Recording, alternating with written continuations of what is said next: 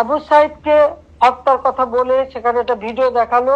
হ্যাঁ, খুব স্বাভাবিক, এটা মানুষের সেন্টিমেন্টে লেগেছে যে তাকে পুলিশ গুলি করে মেরেছে। এখানে আমার প্রশ্নটা হচ্ছে, তাকে যদি পুলিশ গুলি করে থাকে, তো গুলি খাওয়া একটা লোক এরা টেনে নিয়ে গেল, এখানে কিন্তু কোনো রক্তের চিহ্ন দেখা যায়নি। দ্বিতীয় কথা হচ্ছে যে তার সঙ্গী সাথীরা যে তাকে টেনে নিয়ে গেল, কোথায় নিয়ে গেল? যার গুলি লাগবে তাকে তো সাথে সাথে হাসপাতালে নেওয়ার কথা। হাসপাতালে নেবে, অপারেশন করবে, বুলেট বের করে তাকে বাঁচাবার চেষ্টা করবে। আবু সাইদকে কিন্তু হাসপাতালে নেয় নাই, নিয়েছিল প্রায় 4-5 ঘন্টা পরে। 4-5 ঘন্টা পরে হাসপাতালে নেওয়ার পর ডাক্তাররা যখন চিকিৎসা করে তখন সে মৃত্যুবরণ করে।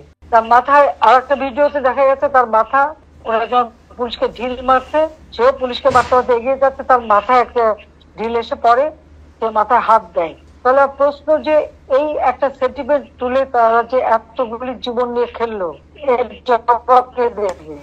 আমরা যে জুডিশিয়াল কমিটি করে দিলাম এই হত্যা তদন্ত করতে, আজকে পুলিশকে এটা বলতে হবে, জবাব কেন সেই জুডিশিয়াল কমিটিকে সে